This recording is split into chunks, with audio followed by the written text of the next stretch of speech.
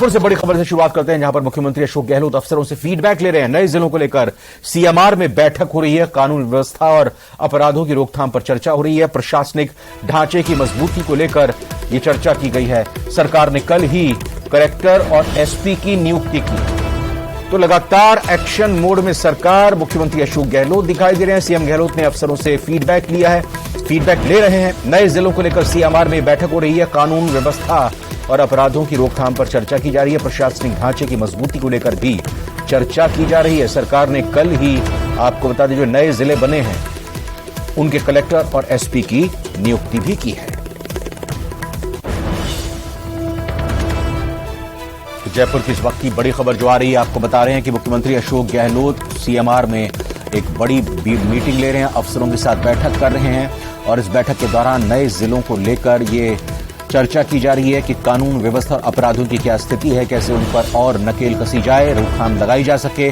प्रशासनिक ढांचे की मजबूती को लेकर चर्चा हो रही है। आपको बता दें कि कल ही सरकार की तरफ से कलेक्टर और एसपी की नियुक्ति उन जिलों में की गई है जो कि अब नए अस्तित्व में आए हैं, और कैसे अब इन जिलों को प्रगति के राह पर आगे लेकर जाना है, समस्त राजस्थान को किस तरह से अपराध मुक्त बनाना है, इन तमाम विषयों पर चर्चा हुई है। प्रदेश में अपराधों पर रोकथाम के लिए मुख्यमंत्री गहलोत काफी गंभीर हैं। मनचलों का सरकारी नौकरी से पत्ता काटने के फैसले से लेकर SC/ST के खिलाफ अत्याचारों की रोकथाम पर मंथन तक मुख्यमंत्री गहलोत एक्टिव मोड में नजर आ रहे हैं। इस रिपोर्ट में आपको दिखाते हैं।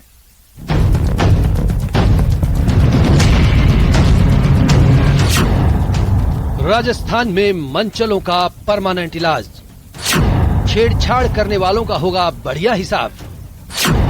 अपराध के रोकथाम पर एक्टिव हुई सरकार, मनचलों पर सरकार का नौकरी वाला प्रहार।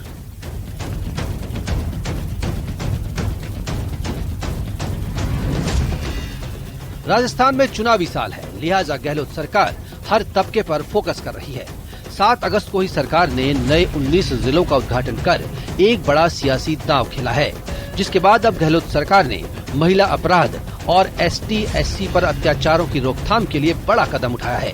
अब प्रदेश में मनचलों को सबक सिखाने के लिए सरकार सख्त एक्शन लेने के मूड में है। मनचलों को अब सरकारी नौकरी नहीं देने जैसा सख्त कदम उठाया गया है। मुख्यमंत्री अशोक गहलोत ने ट्वीट कर इस ऐतिहासिक फैसले की जानकारी दी।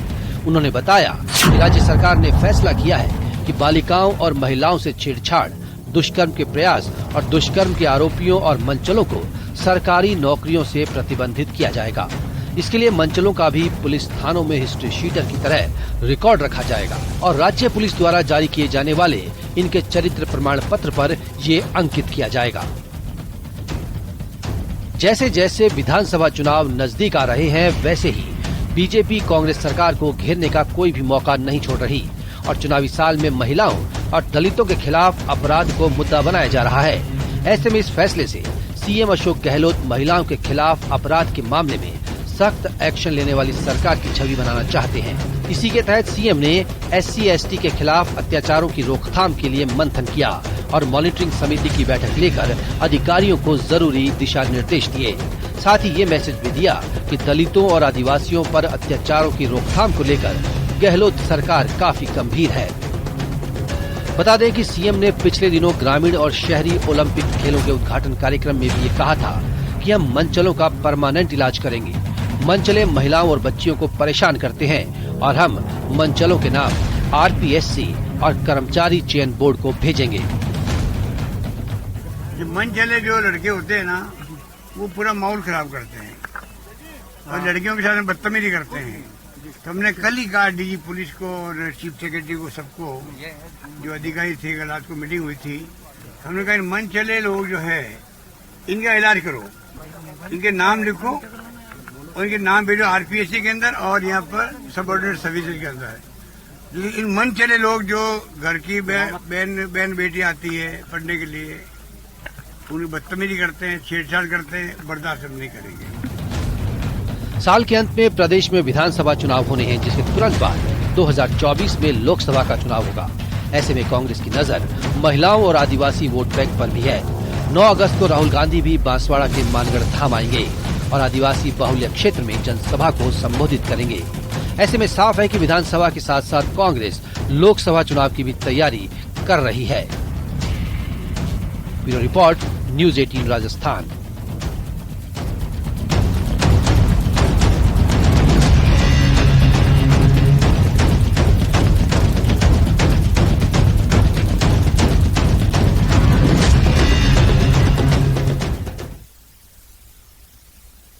और जैसे जैसे विधानसभा चुनाव की तारीख नजदीक आती जा रही है, वैसे वैसे राजनीतिक पार्टियां तैयारी तेज कर रही हैं।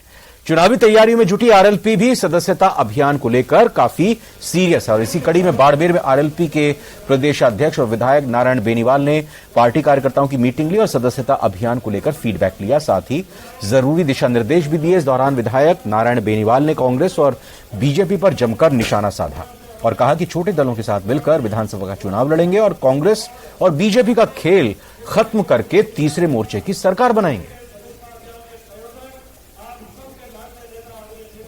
आम व्यक्ति और समाज के अंतिम छोर में बैठे व्यक्ति की सत्ता में भागीदारी कैसे हो, इसको लेकर किसान के बेटे हनुमान बेनीवाल जी ने राष्ट्रीय लोकतांत्रिक पार्टी का गठन किया और इसी सिलसिले में सदस्यता से सत्ता की ओर ये जो सदस्यता का महाअभियान जो राजस्थान के अंदर उन्होंने 31 जुलाई को जयपुर के बिरला ऑडिटोरियम से जो आगाज किया, इन्होंने 25 लाख नए सदस्य राष्ट्रीय लोकतांत्रिक पार्टी से जुड़ने का जो हमें एक टारगेट दिया है।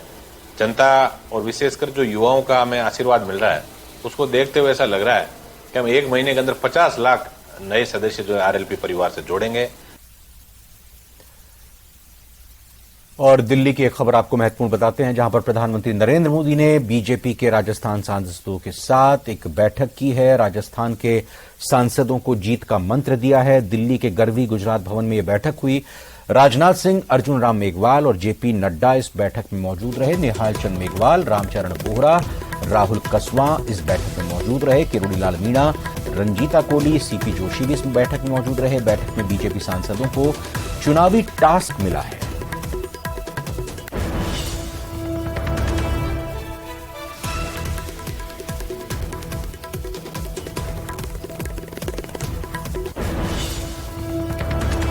तो आज की ये बैठक कई मायनों में जरूरी थी और कई मायनों में बीजेपी आगामी विधानसभा और लोकसभा चुनावों को लेकर अपनी रणनीति को धार देने की कोशिश में जुटी हुई है। और बाकायदा खुद प्रधानमंत्री नरेंद्र मोदी की तरफ से जिस तरीके से लगातार पिछले दिनों में एनडीए के नेताओं के साथ, एनडीए के सांसदों के साथ, पार्टी के अलग अलग राज्यों के सांसदों के साथ बैठक की जा रही है और आगे आने वाले चुनावों में अपनी रणनीति को धार दी जा रही है, उसी कड़ी में राजस्थान के इन लोकसभा और राज्यसभा के सांसदों की बैठक काफी जरूरी और इंपॉर्टेंट हो जाती है।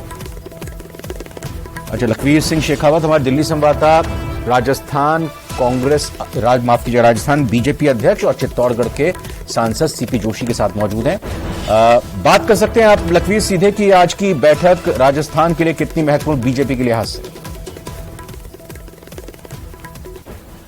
जी बिल्कुल, भारतीय जनता पार्टी के राजस्थान प्रदेश अध्यक्ष और चित्तौड़गढ़ से सांसद सीपी जोशी जी मेरे साथ बातचीत के लिए मौजूद हैं। उनसे जानेंगे कि आज की बैठक कितनी महत्वपूर्ण थी। सीपी जोशी साहब, इस साल के अंत में विधानसभा का चुनाव और फिर लोकसभा का चुनाव, प्रधानमंत्री जी लगातार एनडीए सांसदों से मिल रहे हैं, मुलाकात कर रहे हैं, जीत का मंत्र दे रहे हैं। राजस्थान के तमाम सांसद को क्या मंत्र मिला है आज? देखिए, मैं सोचता हूं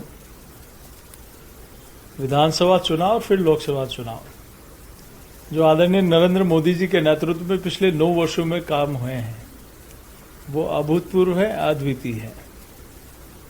जो काम कांग्रेस पार्टी 60 सालों में नहीं कर पाई, चाहे गरीब कल्याण के हों, चाहे विकास के हों, डेवलपमेंट के हों, चाहे हमारी सांस्कृतिक धरोहर का उन्नयन हो, चाहे गुलामी के प्रतीक को हटाना हो, हर क्षेत्र में जिस प्रकार से काम हुए हैं वो वास्तव में अविस्मरणीय है। और मैं सोचता हूं कि आज देश का प्रत्येक नागरिक अपने आप को गौरवान्वित महसूस करता है कि आदरणीय नरेंद्र मोदी जी के नेतृत्व में भारत दुनिया में मां भारती का वैभव बढ़ रहा है। जिस प्रकार से पहले हम लोग दुनिया की तरफ देखते थे, अब भारत दुनिया भारत की तरफ देखती है। ये एक बहुत बड़ा अंतर आया है।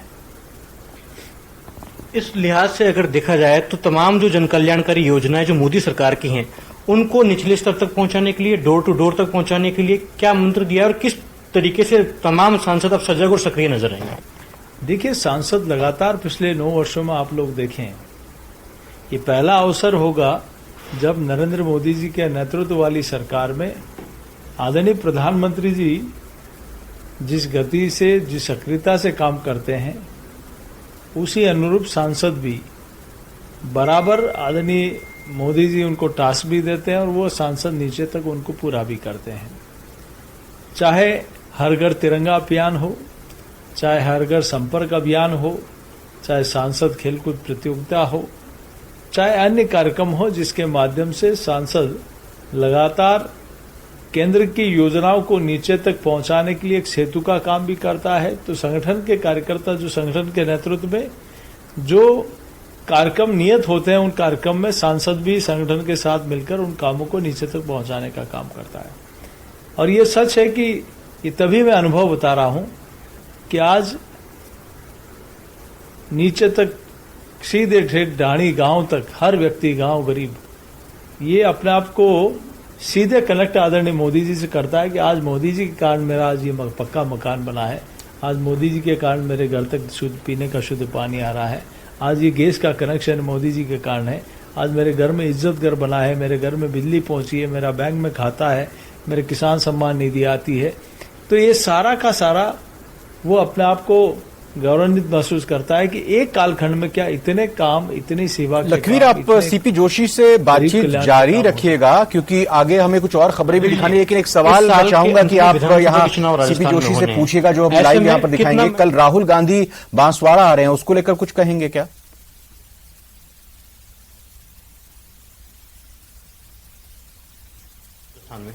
देखिए, भारतीय जनता पार्टी की संगठनात्मक बैठक एक नियमित प्रक्रिया है और आपने ये देखा होगा कि जब भी संसद चलती है तब माननीय प्रधानमंत्री जी का मार्गदर्शन उस बैठक में भी प्रत्येक मंगलवार को मिलता है।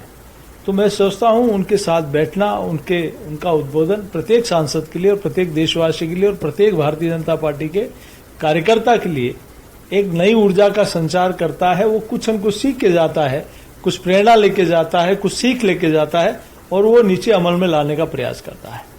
कल राहुल गांधी आ रहे हैं अध्यक्ष जी, आदिवासियों को साधने के लिए मानगढ़ धाम में, किस प्रकार से देखते हैं? क्योंकि प्रधानमंत्री नरेंद्र मोदी कुछ टाइम पहले ही मानगढ़ जाके आए हैं, ऐसे में राहुल गांधी का आदिवासियों को साधने के लिहाज से मानगढ़ धाम का दौरा कितना महत्वपूर्ण? देखिए, मानगढ़ धाम में आजादी के बाद पहली बार कोई प्रधानमंत्री गए तो उनका नाम है नरेंद्र भाई मोदी।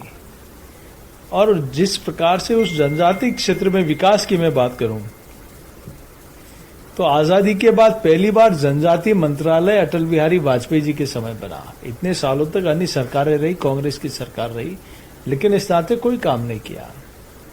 हम ये देखें कि पहली बार सरपंच, प्रधान, जिला प्रमुख और पार्षद बनने का अधिकार माननीय भैरव सिंह जी शेखावत ने बीजेपी की सरकार में दिया।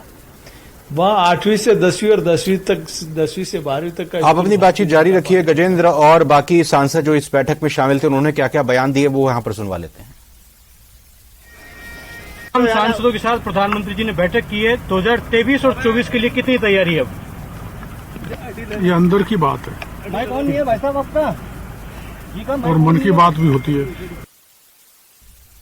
देश के यशस्वी प्रधानमंत्री माननीय श्री नरेंद्र मोदी जी ने एक मार्गदर्शन दिया था, राष्ट्रीय अध्यक्ष जी ने एक मार्गदर्शन दिया था और सभी जगह की ये एनडीए की बैठक हुई थी। नहीं, हम निश्चित रूप से सभी जगह हमारी सीटें आएंगी और हम बिल्कुल विश्वास के साथ ये बात कह सकते हैं।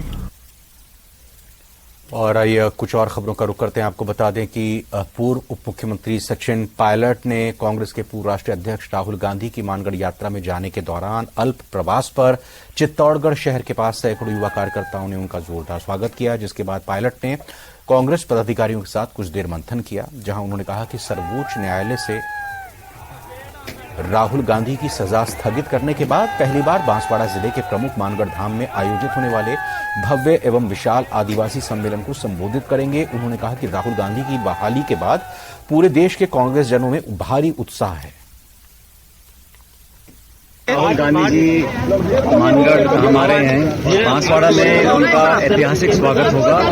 राहुल गांधी जी की सुप्रीम कोर्ट के माध्यम से जो स्टे ऑर्डर दिया है, उनकी सदस्यता बहाल हुई है और वो दोबारा से लोकसभा के सदस्य बने हैं। उसके बाद पहली बार जनसभा को संबोधित करेंगे। तो पूरे राजस्थान में सभी न सिर्फ कांग्रेस जन लेकिन समूचे प्रदेश में एक खुशी का माहौल है और चुनाव भी 4 महीने दूर हैं। इसलिए ये जो कार्यक्रम हो रहा है कल, ये आदिवासी दिवस के रूप में जो हमारी पार्टी मना रही है, राहुल जी यहाँ पर आ रहे हैं, इससे एक बहुत अच्छा संदेश जाएगा न सिर्फ आदिवासी भाई बहनों में लेकिन तमाम कांग्रेस कार्यकर्ताओं में, मतदाताओं में।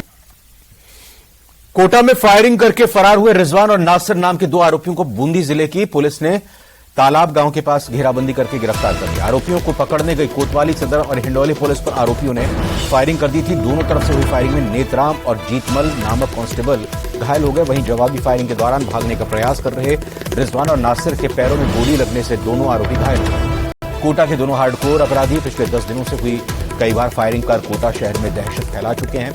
बच्चा गैंग से जुड़े 25-25 हजार के इनामी आरोपियों को बूंदी पुलिस ने गिरफ्तार कर इनसे एक पिस्टल, एक कट्टा और 2 कारतूस बरामद किए। मौके पे गई, जिसमें एक आरोपी को तो बाइक के साथ तुरंत उसी समय रिजवान को पकड़ लिया। दूसरा आरोपी था निसार, वो हथियार के साथ भागने लगा तो पुलिस ने जंगल के अंदर भागा 2 किलोमीटर और उसको घेराबंदी करके वहां पे पकड़ा, जिसमें उसने अपने आप को बचाने के लिए हवा फायर भी किया।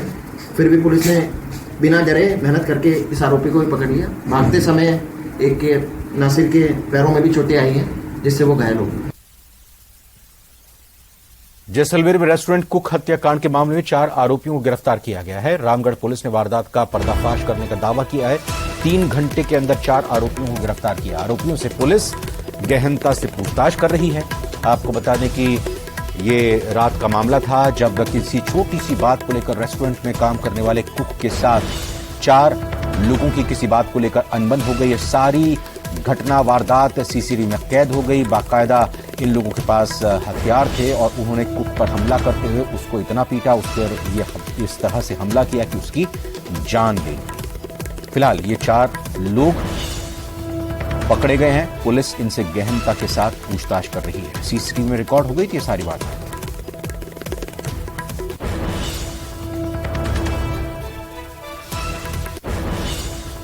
राजस्थान यूनिवर्सिटी प्रशासन की लापरवाही सामने देखने को मिली है। शिक्षकों की हड़ताल के चलते प्रवेश और परीक्षा कार्यक्रम स्थगित किया गया है। पूर्व निर्धारित सभी परीक्षाएं स्थगित की गई हैं। शिक्षकों की ओपीएस हड़ताल के चलते नौबत आ गई। हड़ताल के आगे आरयू का प्रशासन नतमस्तक हो गया है।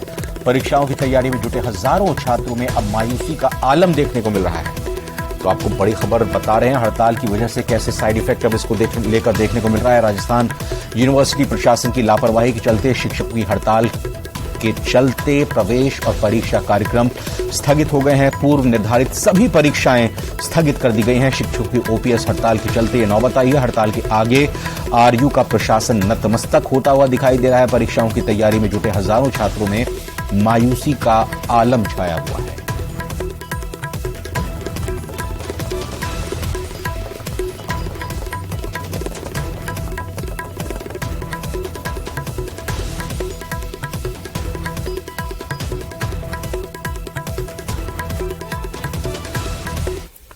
राजसमंद जिले के नाथद्वारा नगरपालिका के मिराज समूह की कंपनी को जमीन आवंटन के खिलाफ विपक्ष के साथ ही कांग्रेस के पार्षद भी मुखर हो रहे हैं। कांग्रेस पार्षद उज्जवल लावटी ने इसके खिलाफ एक वाद हाईकोर्ट में याचिका दायर की है। फिर भी नगरपालिका की तरफ से नियम के खिलाफ प्रक्रिया अपनाई जा रही है। वहीं अलॉटमेंट से पहले ही जमीन पर मिराज ग्रुप की ओर से कब्जा लेने और वहां निर्माण कर अवैध पार्किंग वसूलने के विरोध में पार्षद लावटी और उनके पति ने जिला कलेक्टर को ज्ञापन सौंपकर अवैध वसूली रोकने की मांग की है।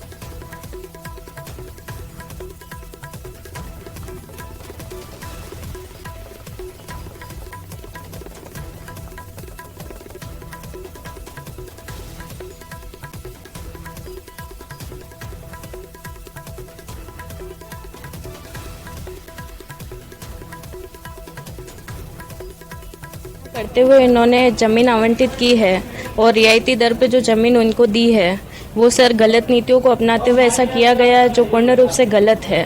तो सर मैंने न्यायपालिका में अपील की है जिससे न्याय मिले और नादौरा की जनता को इससे न्याय प्राप्त हो सके। जनहित याचिका दर्ज कर रखी है और जरूरी नहीं है कि फैसला हमारे पक्ष में आए या उनके पक्ष में आए, फैसला जनता के हितों के पक्ष में आएगा। मेरी पत्नी के द्वारा नगरपालिका अध्यक्ष और आयुक्त को भी सूचित कर दिया गया, पर उन्होंने कोई कार्रवाई नहीं की। 11 बजे का समय था। अभी मेरे सामने कम से कम 7-8 कांग्रेस के पार्षद भी यहाँ मौजूद थे और वो यही चर्चा कर रहे थे कि मीटिंग के लिए आए, अभी तक ना तो चेयरमैन साहब आए हैं, ना आयुक्त साहब आए हैं, ना कोई अधिकारी आया है। बहुत दुख के साथ बता रहा हूँ कि भारतीय जनता पार्टी के 9 पार्षद को इस बैठक की कोई सूचना ही नहीं है। क्या ये जीत के नहीं आए?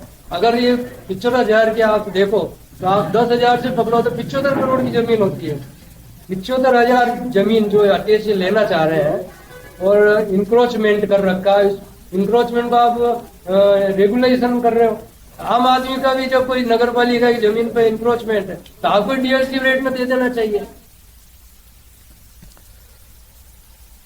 वेटलैंड्स, ग्रासलैंड्स के साथ इतिहास की घटनाओं को अपने आंचल में समेटे हुए केवलादेव पक्षियों के साथ स्पॉटेड डियर, सांभर, अजगर, विभिन्न प्रकार की प्रजातियों के पेड़ पौधों का घर है। फ्लोरा एंड फौना से समृद्ध घना यूं तो कई बार पानी से कमी से जूझ रहा है, लेकिन प्रशासनिक पानी की कमी से समय रहते घना को बचा लिया गया। लेकिन अब प्लास्टिक केवल देव के लिए नई समस्या बनता जा रहा है। पर्यटकों के साथ खाद्य सामग्री और पानी की बोतल के रूप में पार्क के अंदर जाने वाला प्लास्टिक कई बार पर्यटकों की नासमझी की वजह से पार्क में दिखाई पड़ता है, जो कि वन्यजीव के लिए खतरा साबित हो सकता है।